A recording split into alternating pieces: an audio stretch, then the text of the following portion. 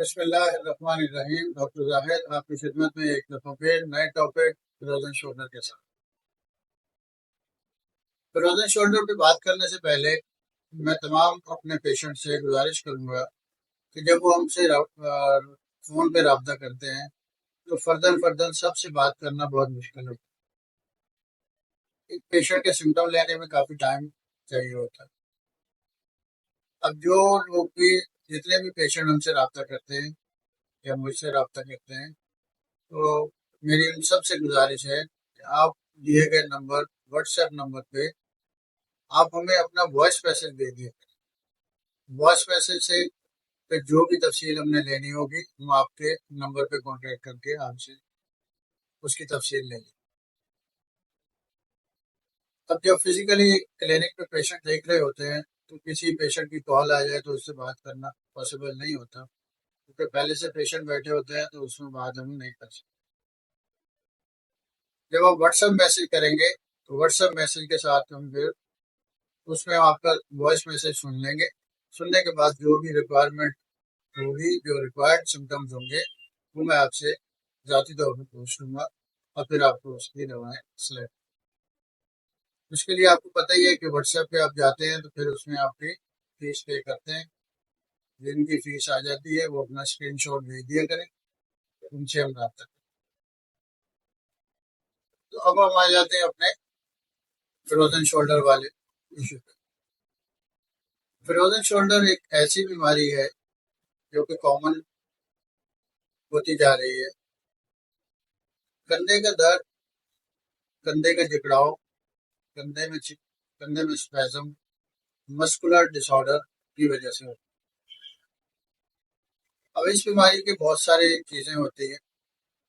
अब इसको इससे जब हम फ्रोजन शोल्डर में कोई पेशेंट मुब्तला होता है तो उसके रीज़न तो बहुत सारे होते हैं। इसका ऑपरेशन भी एक रीज़न होता है। कभी कोई किसी चीज़ का किसी ने कंधे का ऑपरेशन कराया तो उसके बाद उसको फ्रोजन शोल्डर हो गया, क्योंकि उसकी एक्सरसाइजें नहीं हुई और बाजू एक ही जगह पे रुक गया। और ये ऐसी बीमारी है कि अगर आप रात को सोते हैं तो सुबह आपको फ्रोजन शोल्डर हुआ हुआ होता है। अब इसका इंसान के पोस्चर पोजीशन इसमें बड़ी काउंट करती है। जब किसी पेशेंट की पोस्चर पोजीशन उसकी सही नहीं होती, जैसे वो रात को सोते हैं, बहुत सारे पेशेंट को आदत होती है तो वो कंधे के ऊपर सर रख के सोते हैं। अब लॉन्ग टर्म एक ही पोजीशन में जब आप कंधे पर रख के सर रख के सोते हैं तो उसमें कंधे की पोस्चर पोजीशन बहुत आउट हो जाती है। जैसे सीधा सोना भी एक सही नहीं होता, इंसान के जिस्म के पोस्चर पोजीशन के लिए सही नहीं होता। साइड लाइन लेटना ज्यादा अच्छा होता है, वो भी हार्ट की दूसरी साइड पे। इसी तरह फ्रोजन शोल्डर में भी अगर आप साइड लाइन सोते हैं तो बाजुओं को सीधे रख के सोएं, ना कि आप सर के नीचे रख के सोएं। अब इसकी चंद वजूहत तो यही है कि आप जैसे जैसे अब फ्रोजन शोल्डर होता है, इसमें मेन मैंने बताया जैसे कि ऑपरेशन के बाद भी हो जाता है, किसी चोट से भी हो सकता है, किसी टेंशन से भी हो सकता है। अब ये मस्कुलर स्पैज्म, मसल्स की कोऑर्डिनेशन होती है। हमारे जिस्म में जितने मसल्स हैं उन सब की एक कोऑर्डिनेशन है, जिसमें फ्लेक्शन एक्सटेंशन, रोटेशन और उसके एडक्शन एब्डक्शन, ये 4-5 किस्म की मूवमेंट होती है जो हर मसल्स में होनी चाहिए। अब जब हम फ्रोजन शोल्डर की बात कर रहे हैं तो उसमें भी ये सारी मूवमेंट एक मसल्स के साथ होने जरूरी होती है। अब आपने देखा कि एक पेशेंट जब फ्रोजन शोल्डर में मुब्तला होता है तो सबसे पहले उसको हल्का दर्द, पट्टों में खिंचावट, कंधे की मूवमेंट कम होना, कंधे की मूवमेंट पूरी ना होना, बैकवर्ड हाथ का ना जाना, कंधे से ऊपर या सर बाजू का ना जाना, और हत्ता कि आहिस्ते आहिस्ते जब वो बढ़ जाता है तो अपने कपड़े भी चेंज करना मुश्किल हो जाता है। अब इस तरह इस पेशेंट जब इसमें मुबतला होते हैं तो फिर वो शुरू-शुरू में फिर पेन किलर लेते हैं, कुछ दिन के लिए आराम आता है, तो उसी तरह रहते हैं, मूवमेंट नहीं करते। उसके मूवमेंट कम होने की वजह से दर्द कम हो जाता है, मूवमेंट करते नहीं हैं, वो उसी पोज़ीशन में फिर उसको 2-3 महीने निकल जाते हैं। अब 2-3 महीने पर मुहीत एक बीमारी को ठीक करने के लिए थोड़ा टाइम चाहिए होता है। फ्रोज़न शोल्डर मसल मसल में एक जकड़ाव पैदा होने को फ्रोज़न शोल्डर कहते हैं। इंसान के जिस्म में दर्द तभी होता है जब उसको न्यूरोलॉजिकल पेन या उसकी सर्कुलेशन कहीं रुक रही है। जब फ्रोजन शोल्डर होता है तो उसमें लाजमी बात है कि उसके सर्कुलेटरी सिस्टम में भी प्रॉब्लम आता है। जब हम मूवमेंट नहीं करते, शोल्डर की movement up down left right backward इसको नहीं मूवमेंट करते तो वो एक ही जगह स्टक होना शुरू हो जाता है। अब इन सारी चीजों से उसको छुटकारा तो हासिल करना है। अब वो कैसे करेगा, उसके लिए चंद एक एहतियाती तदाबीर होती जो आप करें तो फ्रोजन शोल्डर से क्या छूट जाता है। Frozen shoulder muscular cervical muscles और फ्रोजन शोल्डर के साथ ये दोनों भी एक कॉम्बिनेशन बनता है इस बीमारी को बनाने। जब कभी सर्वाइकल में प्रॉब्लम होता है तो हम अपने गर्दन को मूवमेंट कम करना शुरू कर देते हैं। अब ट्रेपेजस और सर्वाइकल के मसल्स एक दूसरे से कोऑर्डिनेट, जब ये मसल्स एक दूसरे से कोऑर्डिनेट करते हैं और इसकी मसल्स की मूवमेंट को हम रोकना शुरू करते हैं तो लाजमी बात है कि फ्रोजन शोल्डर भी उसी जिम्मे में आ जाता है। अब पेन किलर का दवाइयाँ खाने से इसका इलाज तो नहीं होता, इसका इलाज वैसे फिजिकल थेरेपी में होता है। फिजिकल थेरेपी में आप इसकी पूरी मूवमेंट करें, फिजियोथेरेपिस्ट से कॉन्टेक्ट करें और इसकी जो मसल कंजेशन की दवाइयाँ हैं वो इस्तेमाल, ना कि पेन किलर दवाइयाँ इस्तेमाल करें। जब कंधे में दर्द शुरू होता है तो उसमें सूजन और दर्द का अंसर बहुत शिद्दत से होता है।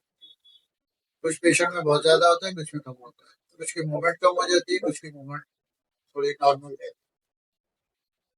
अब इन सारे सिस्टम के साथ इस देखा जाए तो फ्रोजन शोल्डर के इलाज के लिए अगर आप किसी होम्योपैथ डॉक्टर से कंसल्ट करते हैं, होम्योपैथ डॉक्टर इसको अपने तरीके से अपनी दवाओं के लिहाज से देते हैं। उसमें बहुत सारी ऐसी दवाएं हैं, जैसे कि अभी मैं आपको एक पेशेंट के मिसाल देता हूं। एक पेशेंट की मूवमेंट ना, और उसके सर से ऊपर कंधा जो है बिल्कुल कंधे शोल्डर बिल्कुल इतना स्टक हुआ हुआ था, फिर उसकी जो कंधे की मूवमेंट है वो ना ऊपर नीचे ना लेफ्ट राइट ना बैकवर्ड किसी सूरत भी वो उसको पेन वो उसकी मूवमेंट पूरी नहीं होती, हत्ता कि वो अपने कपड़े भी चेंज नहीं कर सकते। अब उसको सिर्फ 1 महीने के लिए हमने होम्योपैथिक दवाइयाँ इस्तेमाल की और उसको सिर्फ चंद एक एक्सरसाइज बताई जिससे उसकी पूरी मूवमेंट 1 महीने के बाद नॉर्मल हो। उसकी दवाओं में आगे जिक्र कर दूंगा। अब मूवमेंट में उसमें क्या होता है, इसकी आपकी जितनी जो चार मैंने मूवमेंट बताई थी पहले भी, जैसे उसकी flexion extension rotation adduction abduction, ये 4 से 5 एक्सरसाइज हैं जो पूरी होनी चाहिए। अब अगर एक पेशेंट इसमें सुबह उठ के 10 टाइम्स अगर उसकी बॉलिंग स्टाइल में इसकी एक्सरसाइज करना शुरू कर दे, यानी 10 दफा वो क्लॉकवाइज और 10 दफा एंटी क्लॉकवाइज अगर इसकी एक्सरसाइज स्टार्ट कर दे, शुरू में स्लो करे उसके बाद आहिस्ता आहिस्ता उसकी मूवमेंट को फास्ट करता जाए तो ये मसल्स कंजेशन आहिस्ता आहिस्ता खुद भी खत्म हो जाएगा।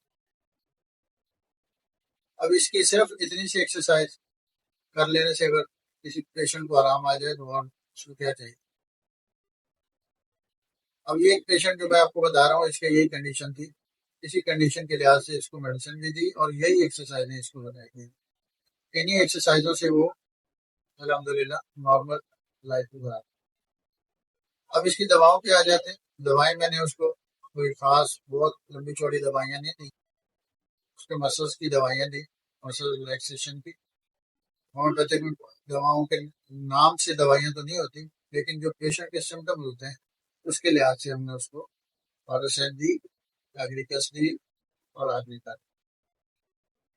अब ये एंटी स्वेलिंग है और एंटी कंजेशन मेडिसिन है, जो मसल्स को रिलैक्स करती है। अब ये जब दवाएं उसको 1 महीने तक इस्तेमाल कराएं, 1 हफ्ते में उसको थोड़ा सा फर्क पड़ना शुरू हुआ, नेक्स्ट वीक वो मजीद 50% ठीक हो गया और 1 महीने बाद वो टोटली नॉर्मल अपनी लाइफ पे आने लगे। इसलिए जरूरी है कि किसी भी ऐसे मर्ज को जो एक्यूट केसेस में हो, जैसे एक पेशेंट अगर उसकी बीमारी एक्यूट कंडीशन में होती है तो उसको एक्यूट ही ट्रीट करा लेना चाहिए, ना कि वो जब क्रॉनिक हो जाए तो तब हम उसका इलाज शुरू करें। जब इसको 2 से 3 महीने गुजर जाते हैं फ्रोजन शोल्डर को, तो फिर ये एक क्रॉनिक केस बन जाता है। क्रॉनिक केस बनने में इसको बहुत ज्यादा, उसके साथ फिर काफी मसाइल पैदा होते हैं। फिर भी उसको 1.5 2 महीने 3 महीने लग जाते हैं उसको मुकम्मल ठीक करने में। अगर नॉर्मल दवाएं इस्तेमाल करते रहे, वो एक अच्छी पोजीशन में पेशेंट आ जाता है और उसकी बीमारी से जाती है। अब इंशाल्लाह नेक्स्ट टॉपिक में मिलेंगे किसी और नए टॉपिक के साथ। तब तक के लिए इजाजत दें। अल्लाह हाफिज।